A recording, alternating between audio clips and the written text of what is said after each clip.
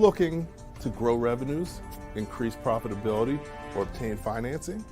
If so, you came to the right place. Running a business is all about leadership. How do you become a better leader?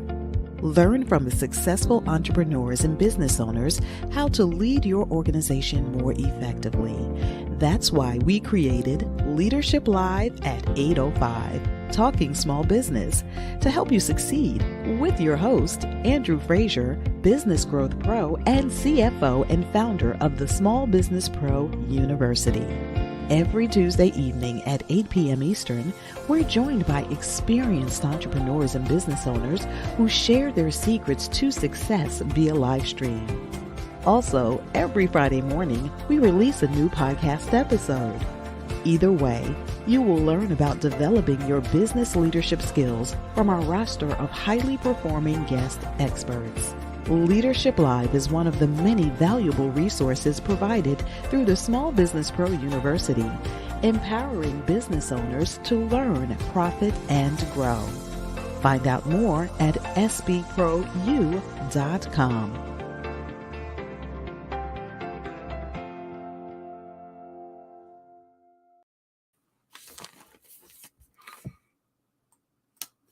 Good evening, everyone, and welcome to Leadership Live at 8:05, Talking Small Business. I'm excited to be here once again with you, really talking about my favorite topic, small business, and how you can be more successful in your business. As you know, your business can only go as far as you're prepared to take it. So really what we do each week is help to prepare you to be able to take your business forward, help you to learn from experienced leaders and develop your leadership skills so that you can move your business forward faster, easier, and more successfully. So this week, I'm excited about having a special guest. Our guest today is Joseph Fung. And really, we're going to talk about hiring the right people to scale your business. Scaling is very important. We talk about growing your business, but you can't do it all by yourself. So, who do you need on your team? How do you develop your team? How do you find them and know if they're the right people for your team? So we're going to talk about, scaling, developing that. And, this is a challenge for a lot of business owners. This is what you have to do to be able to go from working in your business to working on your business, and to be able to really scale into the type of business that that you may want to have, where it can run without you successfully, and also can be handed down to generations or be sold or whatever your goal is in the future. So definitely a key topic, and look forward to talking to Joseph about it. Hey, Joseph, how you doing tonight? Doing really well, Andrew. Thank you for having me on the show. Excellent. Well, thank you for joining us as well. Definitely, we chatted, and I really like some of the things that you're doing in your business and also in your background. So I look forward to having the audience really get to know you a little bit and really see gain some insights that can be helpful to them. So thanks again for taking the time out of your busy schedule to hang out this evening with me. Oh, Andrew, it's my pleasure. And I could see the warm welcomes in the comments there. And wow, what a pump up and what a delight. I'm looking forward to this conversation. Excellent. Definitely. So, the first thing that I'd like you to do is just talk a little bit about your journey. You've done some significant things. Everybody has their journey, and there's ups and downs. And talk a little bit about kind of where you started and how you got to where you are now. Oh, for sure. I'm happy to. I'm sure, like a lot of the folks tuning in, that idea of being an entrepreneur is really core to who I feel I am, my own identity. When I think about the business that I've run, I've had the benefit of running 5 businesses. I'm a computer engineer by training, and so all of my businesses have been in technology, mostly helping businesses accomplish more. So for a company in the HR technology space, marketing technology, sales technology, I've had the good fortune of having a variety of businesses some bootstrapped, friends and family financing or bank loans, and some venture backed, where we've raised millions of dollars in venture capital, and we've had a good mix of outcomes. Some that we've shuttered, some that we've sold successfully, and throughout all of that journey, what's been a really constant, a steel cable throughout is I got into this to build great places to work. I love seeing people do amazing work, and our latest company is right in the mix of that. It's a career success company helping people accomplish more with their careers. So we get this front row seat every single day of what makes someone successful. And for today's conversation about hiring, scaling your company, I've hired hundreds of people across the companies I've run. I did some back of the envelope math for our show today. I estimate I did about 10,000 interviews over this time. So I'm looking forward to sharing some of the hits and misses. I've definitely made my share of mistakes, but over the way, I think we've picked up some great techniques, some great practices, and hopefully we'll be able to share those with the folks tuning in. Excellent, excellent. So, that's kind of impressive. You have 5 companies still? No, Okay. we've had the fortune of selling a few of them, and I am 100% focused on the current Okay. mission. But yeah, I've had the chance to try it a few times.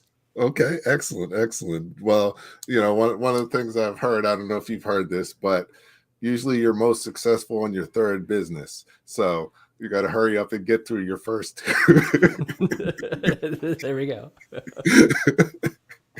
So you've obviously done that. And you said you've done over 10,000 interviews.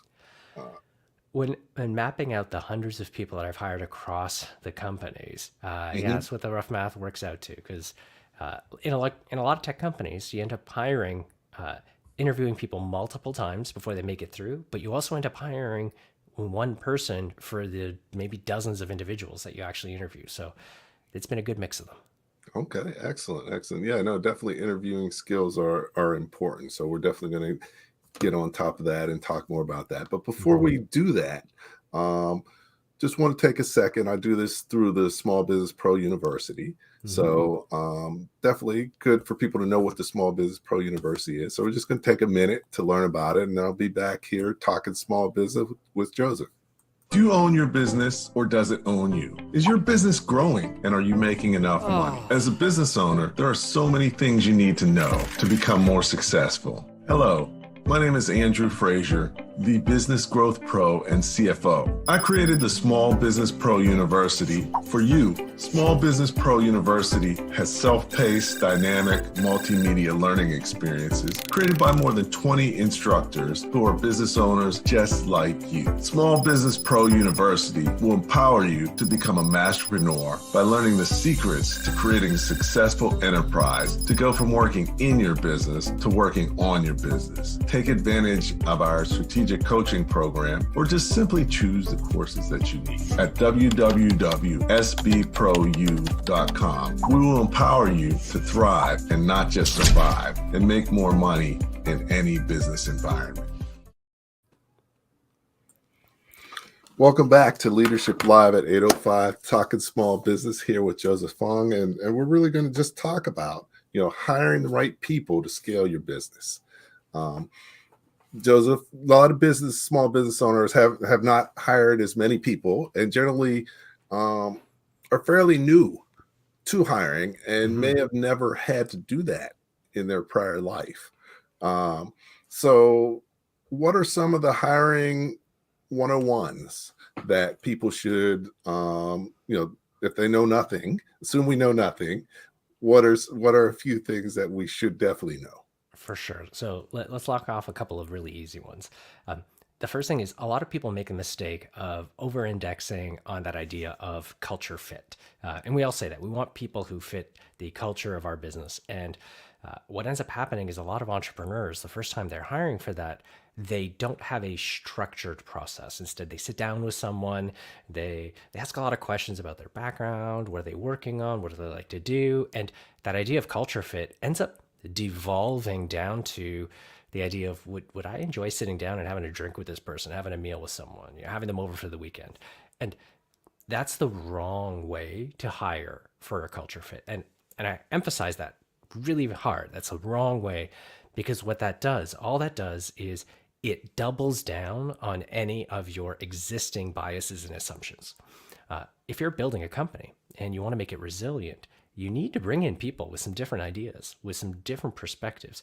And so when you're doing culture fit assessments, what you should really do is start from your values.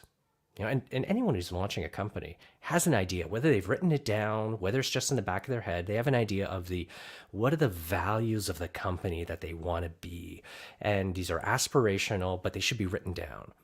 And people often have things like putting the customer first, or operating with integrity, or sharing knowledge. Like when we learn things, we share it with each other. Whatever those values are, get them written down, articulated. And then when you start working on your interview, don't just ask, hey, do you agree with these values? Because that's really easy. It's like saying, do you agree with putting the customers first? People just say yes. They know how an interview works. Instead, take those values and sit down and say, okay, what are the behaviors I would expect someone to have? Like, what would they do that would lead me to be confident they can execute those values? So put the customer first. Behavior might be, they do something that helps the customer, even if it's not in the best interest of the company, but it's in the best interest of the customer. And then you use that to drive your questions. You say, hey, can you tell me about a time when maybe you put the customer's interests ahead of the company's? And the answer you'll get back is a very real answer, but it tells you, do they buy into your company values or not? And when you think about culture fit, you really are thinking about values fit, not just do you happen to enjoy having a drink or a meal with a person. And you actually get to build a culture that's self-sustaining and still bring in a diversity of opinions and experiences. And if you can nail that right, it's actually going to make the rest of your hiring, the rest of your interview process is so much easier, because your core values, what you want your company to be, you'll attract the right people. Because everything else in the roles, the technical skills if it's a marketer, or the people skills if it's an HR person, a lot of those skills can be built and developed, but the way someone aligns to your company's values, that stuff really can't be faked, and it also really can't be taught. So getting your culture interviews, your culture fit interviews right from the get-go is really important. Don't just think about, do you enjoy a drink with someone? Do you enjoy a meal with someone? Think about, what are your company's values? What are the behaviors that would give you evidence of those values? And then ask questions about those behaviors. So that's the first thing. And honestly, that solves almost 90% of the hiring challenges early on, because it really helps you establish what you stand for and helps you bring in people who buy into it. Excellent. So definitely, you mentioned a couple things, and actually recently we had an episode focused on unconscious bias. Mm-hmm. And especially in small business, and you talked about really having diversity within what you're doing. So I think that's key. A lot of business owners haven't really given a lot of thought to their culture or to their values sometimes. So maybe touch upon that a little bit, because I think that's a precursor to really being able to hire right. I often get this question from other founders when I'm chatting with them. Both, hey, how do we identify our values, but then also, how do we propagate them? How do we make this a thing that has a life of its own? To the first question, how do we identify our values? The reality is, you've already got them. You just haven't written them down. And sometimes that's best, if you bring in one of your another entrepreneur you work with, or if you have a mentor, or if you have a coach, having someone just facilitate it, asking the questions of you, like, what's important to you? What are the kind of things you'd like to have celebrated? A good way to think about it is, hey, in 10 years from now, if someone was writing an amazing article about your business, what is it that they would say? They say, your business is amazing because, or if in 5 years, you imagine someone interviewing an employee and they say, why do you love working at this company? Imagine what you'd love them to say. It's kind of like, I had a great mentor who said, when you're trying to live your life, think about how they're going to describe you at your funeral. Like, what are the things you'd love them to say about the way you lived your life? You can use that same lesson when you think about your business and the culture. What would you like people to say about your company when you're not there? Those those values are really going to be what's the core thread of your company's culture. And again, I'll be really explicit. Things like, do you have group lunches? Do you wear the company t-shirt all the time? Do you have your values on a poster on the wall? Those artifacts, those aren't your culture. The culture are the things you all believe in together. And if you get those written down, they can be really simple statements. I'll give a good example. In one of my first companies, the first value statement, the first policy that we wrote down about our culture was the idea that more fun equals more good. We said, hey, if we have a place where we all love doing our work and we're having more fun every day, that's going to be good for the business. It's going to be good for our customers. And we kind of wrote that down. The idea of we're not having fun, we're not doing it right was one of our first ones. At another company, one of the values that we wrote down was that everyone has the right to be offended. And we're spending a lot of time as a team talking about what is reasonable, respectful discussion and discourse. And we were running online communities, and we recognized, you know what, we're not going to succeed if we try to tiptoe around every single issue. People need to be comfortable being offended sometimes if we want to build great community software. And these were just some of the principles that got baked into our values. For every entrepreneur, early on, as early as you can, if you write them down and make them available as a touchstone, the things you can do would be explicitly give it to people when they join the company. Yes, put it on a poster on the wall, but you can even do things like just keep it stuck to the wall behind your monitor, on your desk, and you can get right down into the way you run your meetings. For example, right now, one of the things we do in our monthly all hands is we take a moment to recognize employees who have exhibited our company values. So we hold up really good examples, really good stories. And then at the end of the year, we also give out an award to an employee who's best exhibited each of our values. So we've got a set of 4 values, and we give out 4 awards at the end of the year. And those little actions really make it possible for the people in your company to memorize, to learn, to speak about the values every single day. And it becomes a self-fulfilling prophecy because they're the ones who are hiring your future employees. They're the ones who are talking to your customers, who are writing your advertisements, who are doing everything in the company. And if your employees can memorize and know and speak to those values, then you can actually build a scalable, sustainable culture machine. And ultimately, that's what the company is. The products you build, the customers you serve, those will change over time. But if you can make the culture rock solid and sustainable, you can overcome any challenge. Okay. No, great point. Great point. Now, what happens if your culture isn't what you want it to be? How do you influence it what are some strategies to influence it to get where you want it to be? Because, a lot of business owners start their business and are doing stuff, and then they realize, oh, I need to do a cult. It's not running the way I want it to. Mm-hmm. And people aren't doing what I want. And maybe they talk to someone like me who's like, well, you have to create a culture within what you're doing.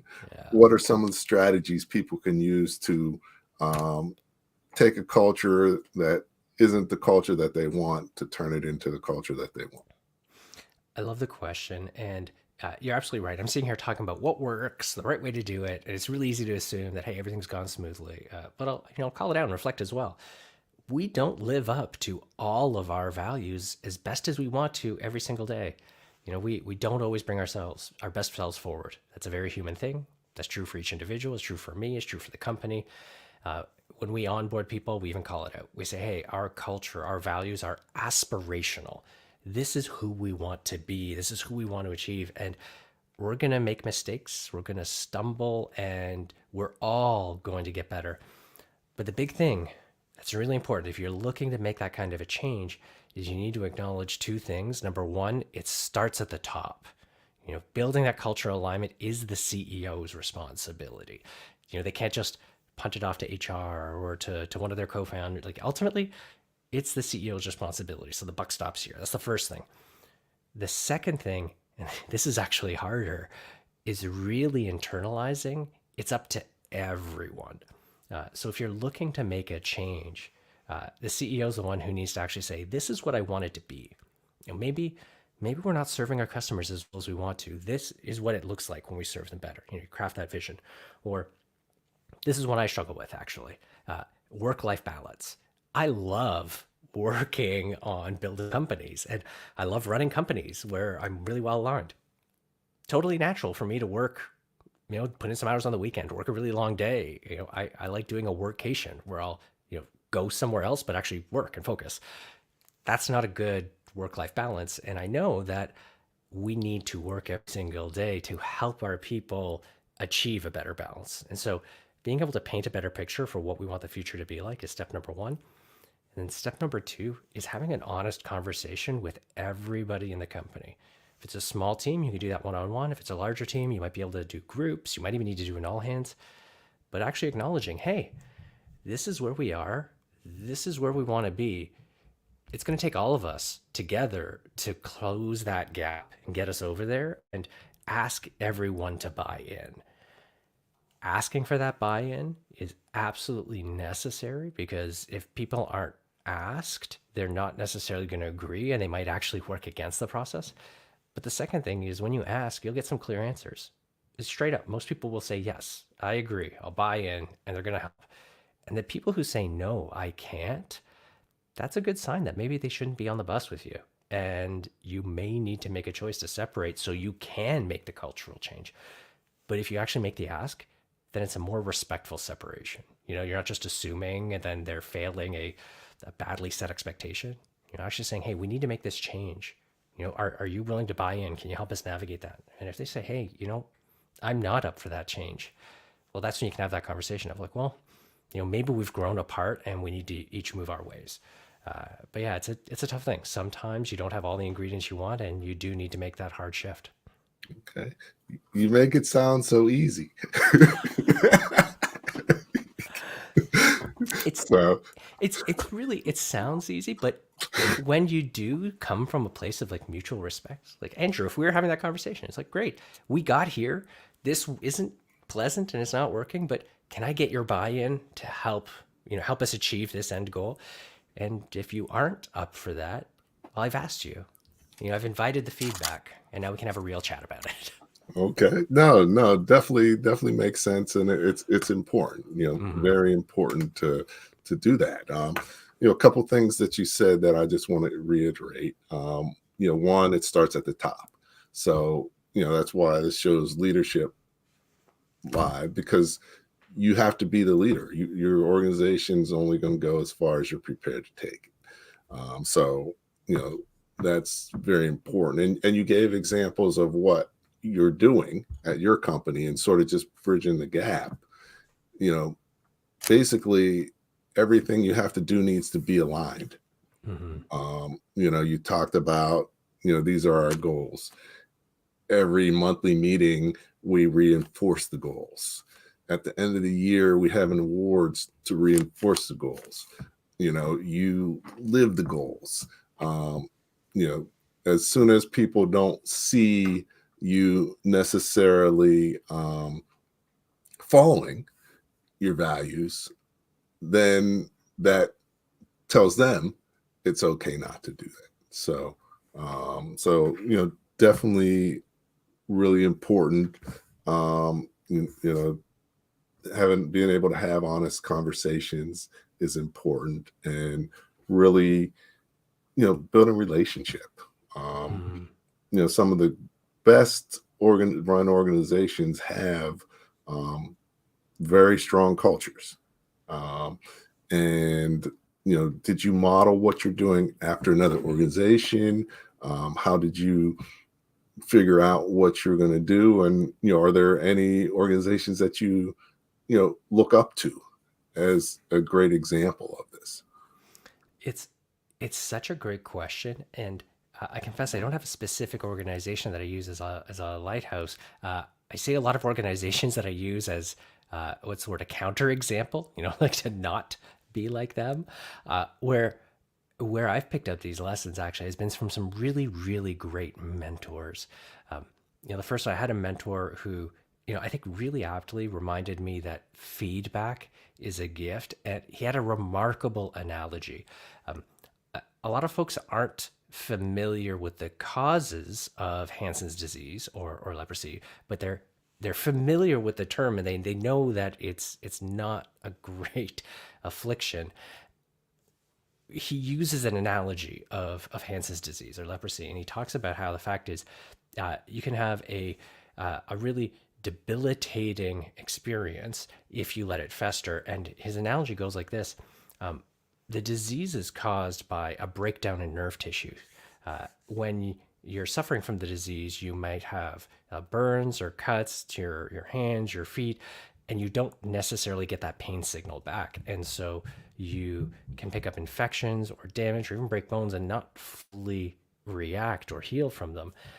And that's very much like an organization. That feedback signal, if somebody is complaining or they're grumpy or they're not executing well or they're disagreeing with you, those pain signals can hurt as a leader. But that feedback is telling you that there's something wrong. Maybe there's a manager that needs some coaching, or there's a process that's violating people's values, or you've got a system that's actually not doing what it's supposed to do. Those pain signals are a sign that there's a separate cause that's actually causing issues. And so you can't squelch the pain signal. You got to hear them and then go and attack the root cause, or else that disease can fester. And so that one mentor who helped me really internalize that, yeah, negative feedback, as unpleasant as it can be, is a really valuable thing. Helped me internalize a lot of lessons from my team that I think otherwise would have landed on dead ears. I've had team members walk into my office and tell me I was acting like a jerk because I was working too late, even though I told people that we needed to leave work earlier. I've had employees who told us we weren't living up to our values.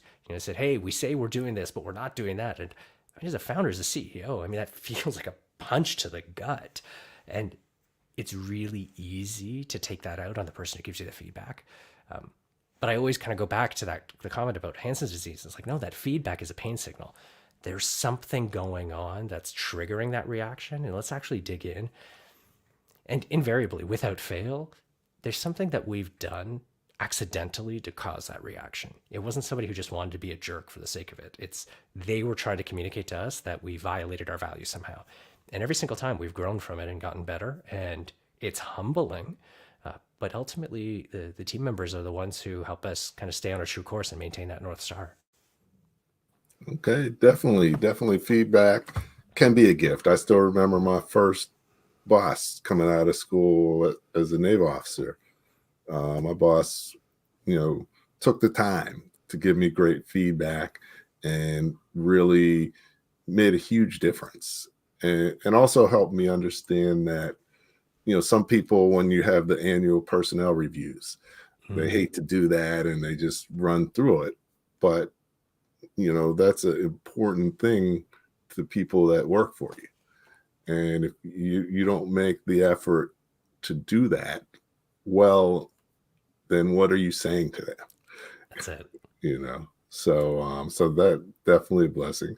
So now I have a comment that pretty interesting situation. What are your thoughts? I'll give you a sec to read it. I love this one. I absolutely love this question because it's so real. Like that comment at the end, the fake values. Oh, that's a tough one. I'm sure there's tons of people listening in who have experienced that. Like the company says this thing, we have it on the wall, but day to day, that's not what happens. And it feels like the greatest deception ever. We never want to kind of work in that environment. First off, like Lorraine, I'm so sorry you had that experience. That must have been so frustrating, so challenging. And I really am grateful that you were willing to share in the comments here because that showed a huge amount of trust and bravery. So thank you for sharing that. In terms of that specific experience, boss who didn't want to justify, wasn't really listening to it. Generally, from my experience, I haven't encountered many people who deliberately try to kind of dissemble or fake the values. More often than not, I've seen situations where people lose track of the values, dealing with the moment. They have a negative reaction. Maybe they had a really terrible day, or they just got reamed out for something. And in a moment, they react badly and they don't bring their best self to bear.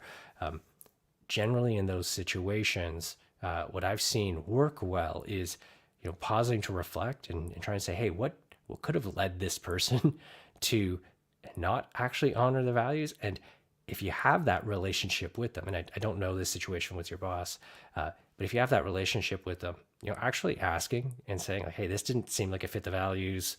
This is why. That's a really tough thing to do, especially in a position of power. So it's only if you have that right relationship. Separately, though, these are the right kind of questions to also bring to HR if they have it, or actually to another leader in the organization, because more often than not, there are really good systems to keep leaders accountable to the values.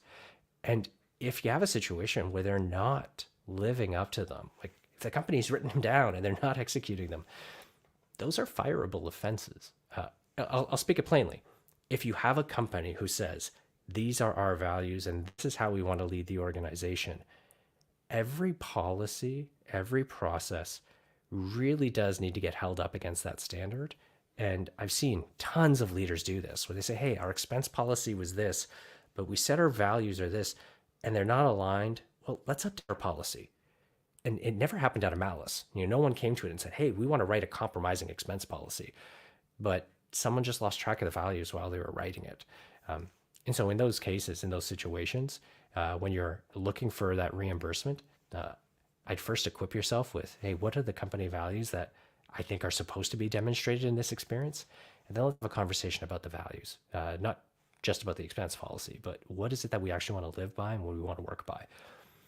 And ultimately, at the end of the day, if the company's stated values and what they say aren't compatible with what you think, like if they say, hey, their stated values are we don't reimburse bad decisions and mistakes, and that doesn't fit with what you think is suitable from an employment experience, and plainly speaking, I think mistakes happen, and these are very reasonable questions to have covered.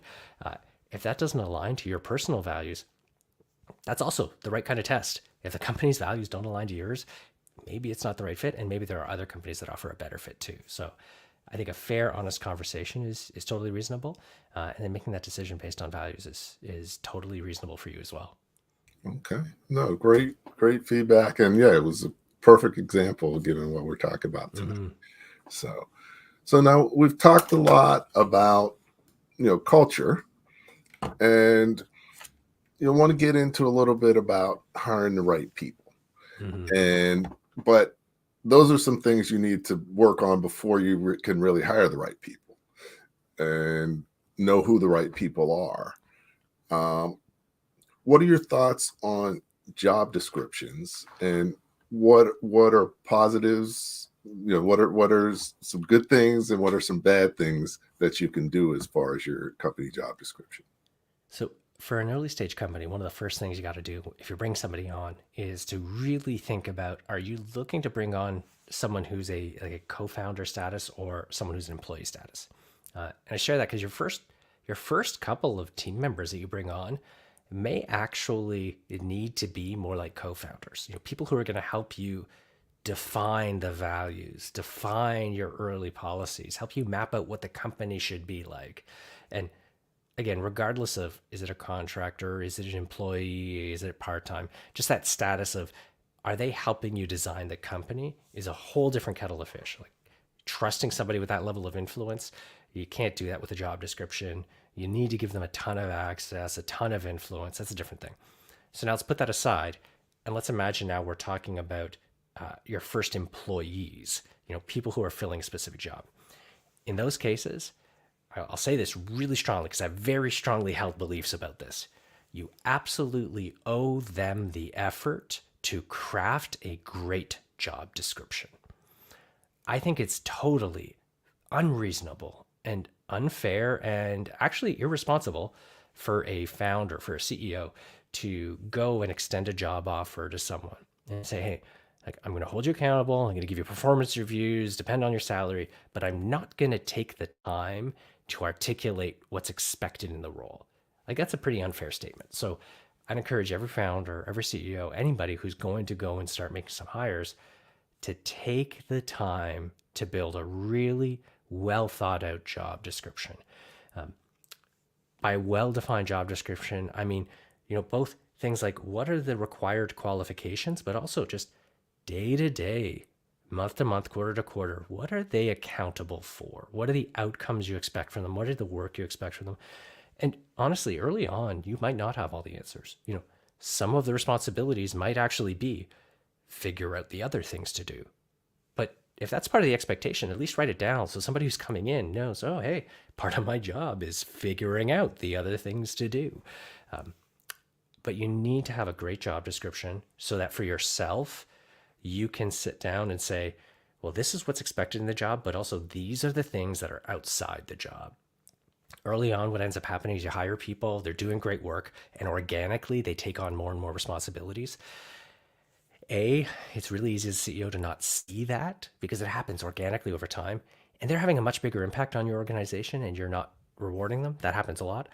Or they take on more responsibilities and they struggle with them. And then you find yourself thinking, oh, why can't they do the work right? Why is this all going badly? And then if you actually go back to that job description, you realize, oh, all the stuff I hired them for, that's all going really well. All the stuff that's not working, that's outside of what I hired them for. And now you have the right tools to evaluate. Okay, is this a new job? Do I need somebody else in the role? Or is this an additional job? Do I need to split this and hire someone different? Either way, all of it starts from having a really strong job description. Otherwise, you're not in a good position to manage compensation, performance, fit, role, or do any of your hiring. Okay. No, that's a great point. A lot of people don't really take the time to do a good job description. And one other thing I find is a lot of people just put the description, but it's important to part of the description is being part of the company. And in this environment, you also have to sort of sell your company. People have a lot of options. So, definitely encourage people. Would it help to go through a couple of terms and concepts, just kind of quick top to bottom? Would that help? Cool. Okay. For number one, a lot of people mix up the idea of a job description with a job posting.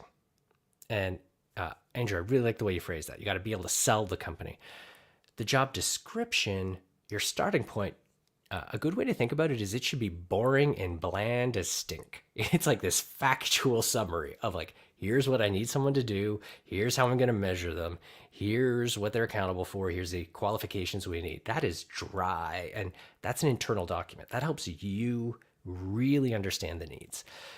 You can use that description to then craft your job ad. Everything we see, if we see it on Monster, on Indeed, on Craigslist, those are all job ads. They are advertising the position. And they take the concepts from the description, pretty it up, make it more compelling, talk about the vision of the company, really sell somebody on the role. What are all the perks, the benefits you're going to get with this? That ad is super powerful. But you can't just start from the ad. You got to start from that dry kind of brass tacks. Here's what we need. Because not everything in that job description belongs in the ad. Like your job description might include things like run this weekly meeting, manage this specific report, manage these specific customer accounts. That stuff might not belong in the ad, but you got to interview for that stuff. So once you have your job description, you can do your job ad. And then the last thing that you need to work on is your interview guide. Once you've got your job description, you can look at all those requirements. Hey, I need to have this kind of communication skill, this kind of technical skill, using this kind of accounting software, using this kind of marketing tool. You could take each of those requirements and then say, okay, what's the best way for me to assess this? Do I need to do a one-on-one interview? Do I need to have them do a project? Do I need to go and look at a university or college degree? Once you figure out all those requirements and all the ways to assess them, that's going to give you your set of interviews. Maybe the interview is like a quick screen and a live one. Maybe it's a one-on-one and a panel interview. But once you've mapped out that interview guide, you'll have confidence that it matches your actual requirements. Otherwise, your managers are going to go into an interview ill-equipped with just a job ad and say, whoa, well, I'm going to ask this person what they think about the job. Do they think they could do it? And that's not a great way to make a solid decision. Instead, if you start from the description, then assess the requirements against your interviews, and then give anybody that's running the interview that set of questions, you'll be well equipped. And for folks who are saying this sounds like a heck of a lot of effort, it is. It really is.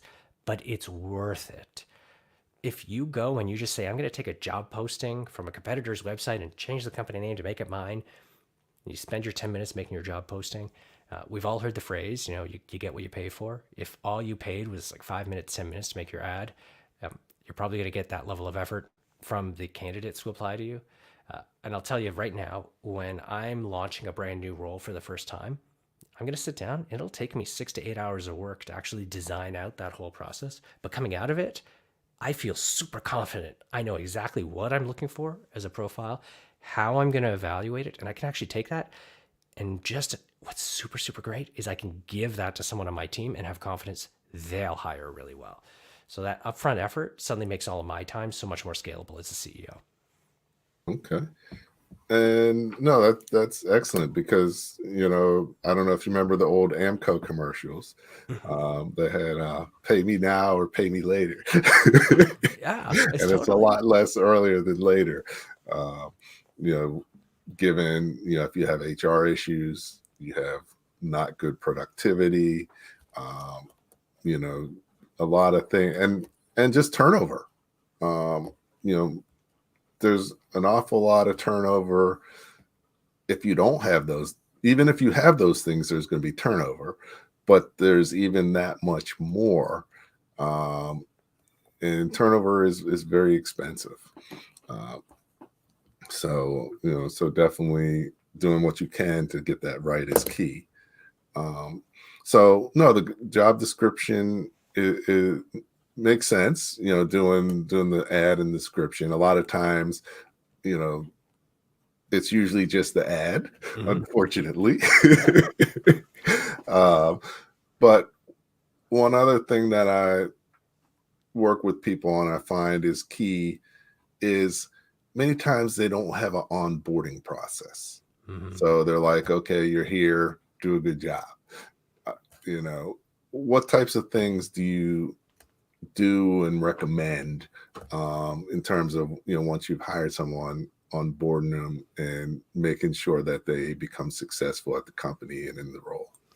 Oh my goodness, you're so right. So often people underinvest. Yeah, the one you talked about turnover early, and I'm gonna really double down on that. If you lose an employee that you've hired, it is exceptionally costly. A, because you've got the lost productivity. B, you've got to spend the time to rehire, and then C, you actually need to kind of reconfigure that role, and there's compounding impacts on the rest of the team. When people join a company, they are most vulnerable to turnover. They're most likely to disengage in those first 3 months. And so your onboarding, it's really about continuing to close that sale. Like a lot of people think, hey, once they've signed that contract, they're our employee, it's great, I've won, I finished my job.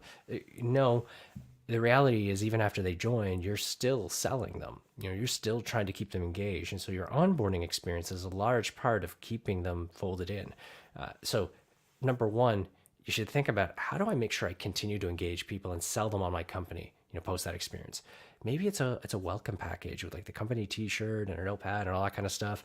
Maybe it's, a check-in, like, hey, let me take you out for dinner at the end of the first week to see how it was going.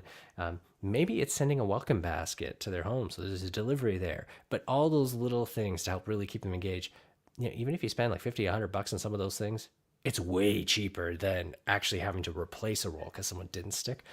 So first off is your onboarding is also a continuation of the sale. The second thing, I mentioned that idea of investing in the job description up front saves you time and cost later. Likewise, investing in someone's onboarding is going to save you time and stress later. And I'll tell you a little secret on that. Investing in good onboarding actually accelerates itself. So if you design an onboarding process that says, hey, this is the intentional process, a quick little trick is at the very end of it, you let them know at the beginning. At the very end, we're going to review this process, and I need you to let me know at least 2 ways I can improve it. And so you map out your very first time you do it, keep it really simple. You say, okay, first week, what are the things they need to know? Maybe here's my systems, here's my customer list, here's the key policies you need to know, like the expense policy. And you say, hey, at the end of the process, at the end of the week, we're going to have a quick half-hour conversation. I'm going to ask you to give me 2 ways I can improve this. And then you document that. The next time you onboard someone, you do the exact same process, you fold in that feedback, and you say the same thing. Hey, day 1, welcome to the team. At the end of your onboarding, I'm going to ask you if you give me 2 tips on how to improve this. And as you get along, you can get more specific. You could say things like, We're going to go through this guide together. Here's this document. Maybe it's a Word doc, it's a Google Doc. We're going to go through this. And at the end of the week, I want you to show me the 2 things you've done to improve it. So you can actually offload it even more. And what's awesome is that everybody who comes on board, they're the ones who are going through the onboarding. They know what the gaps are. You don't. As the CEO, as the founder, as the entrepreneur, you know the business. You don't know the gaps. That's really hard. It's a blind spot. So you can ask them, your new employees who are coming on board. You can say, hey, I need you to make this easier for the next person who comes on board. So just give me 2 ways to improve this. And then at the end of that week, they're going to give you suggestions.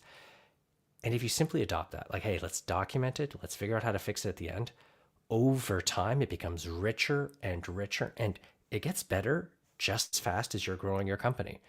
And what you find is you get to a point when you're 20 people or you're 40 people or you're 100 people, and you look at the onboarding process and you say, oh my goodness, it's amazing. And I don't recognize any of it because I didn't make any of it. All of the people who joined the company actually left their fingerprints on it, left, right, and center. And it is such a powerful thing. It is remarkably powerful. Okay. No, that's excellent. I mean, definitely continual improvement and feedback, and also the employees own it. They own the company in terms of it's internalize it if they can have a piece of it. My wife says I'm never going to move out of my house because I did a lot of renovations on it. So she's like, he's going to die here because it's just it's part of you. It becomes part of you, and definitely that's a good way to do that. So so definitely covering some great stuff tonight, and appreciate that. We got a little bit of time, and one thing I want to focus on as we go forward is a lot of companies and business owners need to hire a number 2. Mm-hmm. They get to a certain point, they are sort of the main person who knows everything, and then and finding the right number 2, bring them on the right way, because I find that for a lot of companies 50% or more of the time it doesn't quite work. Mm-hmm. Which can be expensive and time consuming, and also derail your plans. So want to talk a little bit about that, but before we do that, we're going to take a minute to talk a little bit about or share a little bit about the Power Breakfast and conference I do every quarter for entrepreneurs and business owners. We just had one a couple weeks ago, and it was really powerful. And our next one's not going to be till January 26th and 27th. But if you missed it, definitely encourage people to tune in. This is a little bit about the one we just had, and the next one promises to be great. And just to get a feel for what it is, here's a quick video, and then I'll be back. If you are looking to increase revenues, improve profitability, and or obtain financing for your business, you need to check out the Power Breakfast and Small Business Pro conferences. My name is Andrew Frazier. One of the things we're here to do is supercharge your day. Today's Power Breakfast has really been a phenomenal experience. I think it's exactly what business owners need, some true guidance of people who are genuine and really are leading them in the true direction of business growth and expansion. The Power Breakfast is so important for the entrepreneurial community because it gives the various business people who come together an opportunity to interact and also do some business. These events, hosted by Andrew Frazier, President and COO of Small Business Like a Pro, will supercharge your day.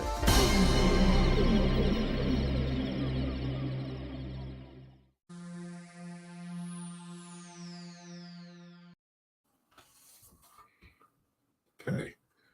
Welcome back to Leadership Live. I'm here with Joseph Fung, and we're talking small business, having a great conversation about really hiring the right team. And a big piece of hiring the right team is preparation and preparing your organization and doing the doing your homework beforehand, um, because that drives a lot of the performance and results. Wouldn't you say that, Joseph? Oh my goodness, yes. Preparation, it's 9 cents of the battle. Okay. Yeah. So this is, tremendous. And I work with a lot of business owners. They're looking to grow. They're looking to figure out how they can go from working in their business to working on their business, you know, and you really have to have a number two. You can't be running, you can't continue to grow if you don't have someone internally who can run things and manage things and that you can trust to do that. So, but it becomes very difficult for a number of reasons. Can you talk a little bit about some considerations people should have as far as looking to hire number two and some potential best practices around it? Totally. Uh, Whenever I tackle this question, I immediately think about two different approaches. So let me kind of get a quick one out of the way. For anybody that is like me, like an engineer, very logical, really appreciates the model. I always love referencing the book Traction, the Entrepreneur Operating System, the EOS system. They've got a great framework. I think it's chapter 4 or 5 is the people chapter, where they talk about accountability charts and the balance of a visionary versus an integrator. And I think that balance, even just that mental model of kind of that visionary who's often the entrepreneur, the founder, and bringing in an integrator who can really help make the business hum is a fantastic model. And the way they articulate it is a fantastic reference. So for anybody who's really analytical like me, enjoys learning from a book, kind of in the model, uh, I'd read that because I think that's a great reference point. More broadly, though, when people are thinking about it and they're struggling with that ethos, I've got a couple of rules that have helped me and served me over time. The first is that number two, that person who acts as that co-founder, that person in the trenches, really has to care about and know about the business as intimately as you do. And I've seen more entrepreneurs stumble by trying to go and hire someone who's ready to be that number two, and then them not executing, versus the founders who have actually grown and developed a number two from within the company. So that first thing I'd say is somebody who actually knows all the nooks and crannies of the business. They know the fiddly little details. They care about the customers and the business like it's their own. You really want that kind of drive. And it's almost impossible to hire into a company. You often need to hire that kind of a person into a more junior role and give them the opportunity to take on more accountability. So, to that idea of being prepared and developing a plan, that means you need to hire people with those characteristics early on. But I do have a couple of references that make that easier.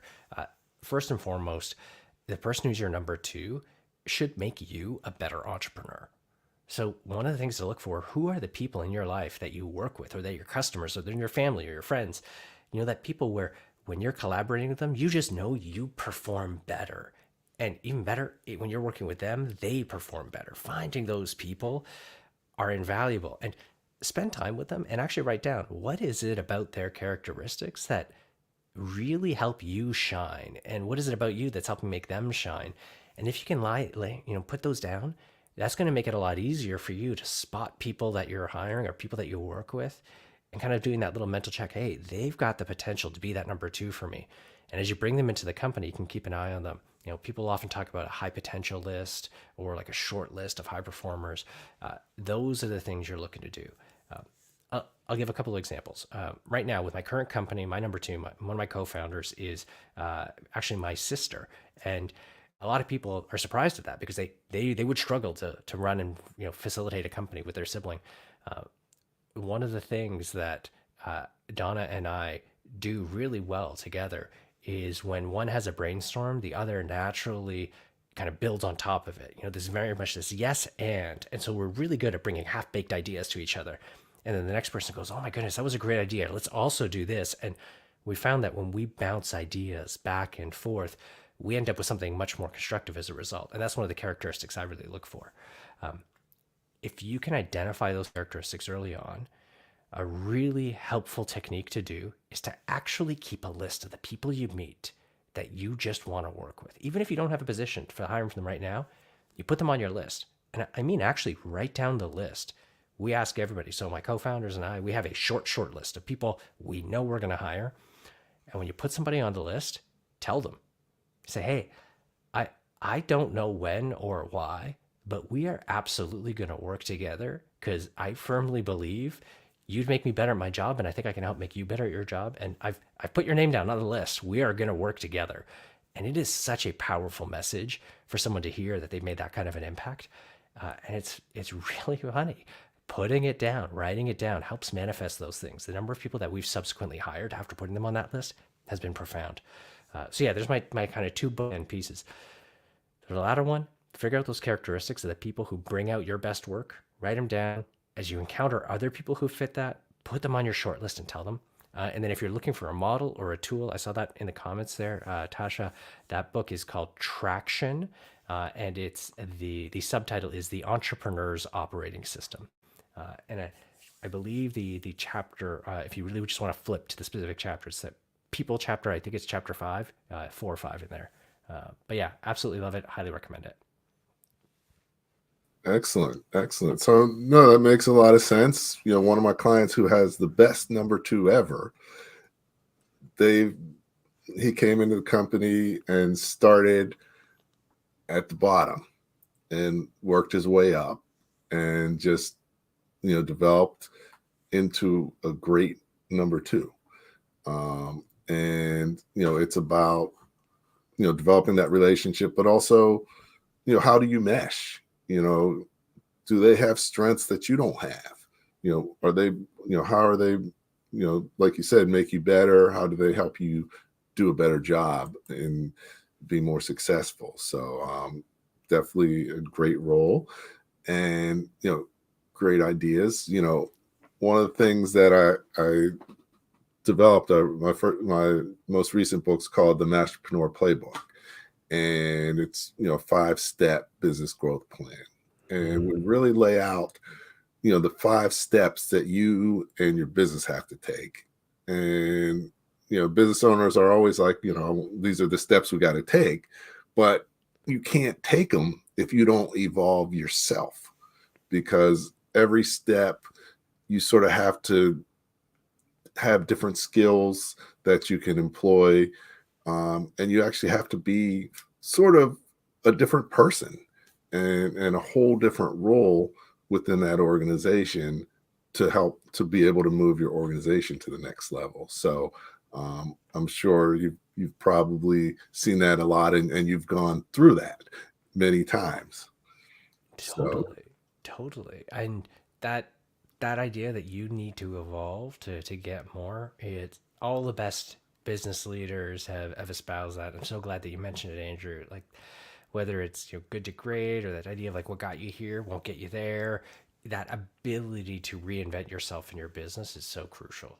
And especially in today's work environment and economy, things are moving so fast. You've got to be ready to level yourself up. Mm-hmm. Yeah. So definitely, continue to learn. One of the biggest challenges with this show is an hour seems like a long time, but it really isn't. It really isn't.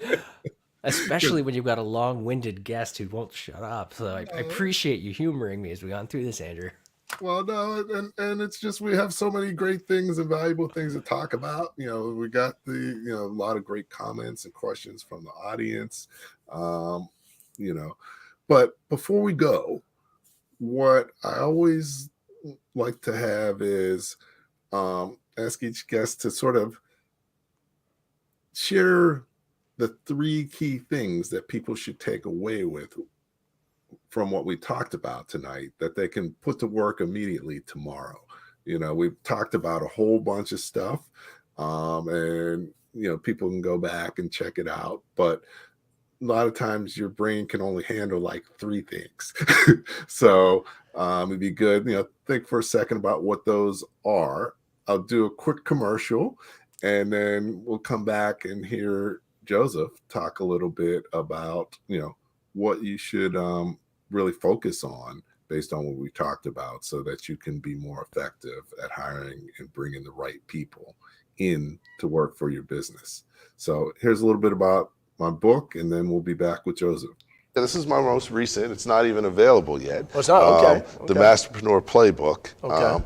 And really, we talked about is there's 5 steps to growing your business. Yeah. And, really laying out what those steps are, but not only what the steps are, how do you transition through them? And, each stage, you have certain things, there's a certain challenge that you have to overcome. Right. There's a certain goal you have to achieve. Right.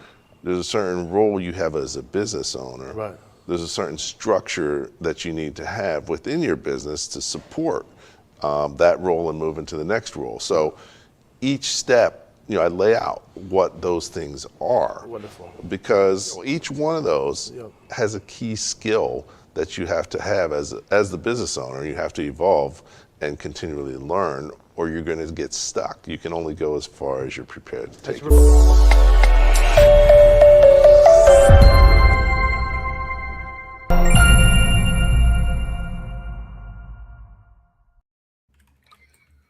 Okay, welcome back. We're going to wrap things up, but we've had a great evening talking with Joseph, and really a lot of insightful, valuable expertise and knowledge in how we can be more effective at building our team and building the right team successfully. So, Joseph, we talked about a lot of stuff, but what are 3 key things that people should take away from what we discussed?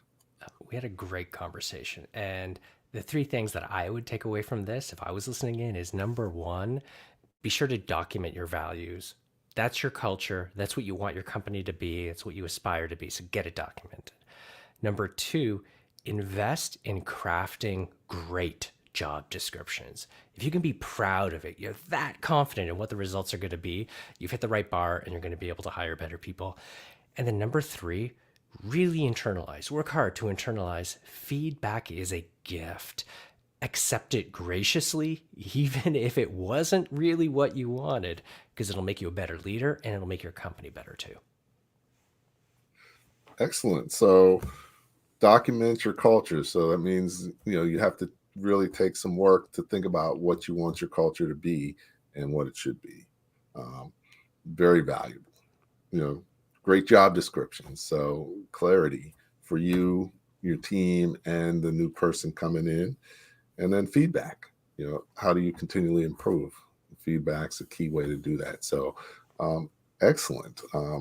Definitely appreciate you hanging out with me this evening, Joseph. And it's been a pleasure. Definitely put your LinkedIn info up as well as the web link in the chat. So this is Joseph's LinkedIn profile if you want to connect with Joseph that way. And also Joseph gave me a link to share with you.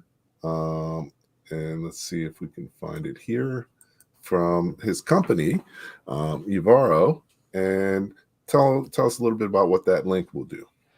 Absolutely. As I mentioned earlier, Avero is a career success company. We offer digital upskilling, job matching, and ongoing career coaching to help people, launch and thrive in their careers. And the link that I shared there was my private share link. If anybody does join Avero from that link, so if someone that's listening in, or if you're sharing it with a friend, anybody who signs up with that link gets a free welcome gift to help set them up for remote work success, like ring light, lav mic, notebook, satchel, a nice free gift for anybody who signs up from it. So thought I'd share it for the folks for tuning in. Excellent. So thank you very much. Hang out for a second after I close, and definitely been great having you on the show. Okay, so once again, had a great episode of Leadership Live. Can't wait for next week as well. So looking forward to that. But always appreciate your comments, your feedback, your tuning in, and always appreciate your feedback, your ideas, your questions. So look forward to catching you next week as well. And definitely at the end of the day, when you're in business, the more that you know, the faster and more successfully your business will grow. Thank you for listening to Leadership Live at 805, Talking Small Business. Subscribe to our YouTube channel and to the podcast on your favorite podcast platform. Leadership Live is one of the many valuable resources provided through the Small Business Pro University, empowering business owners to learn, profit, and grow. Find out more at sbpro.u.com.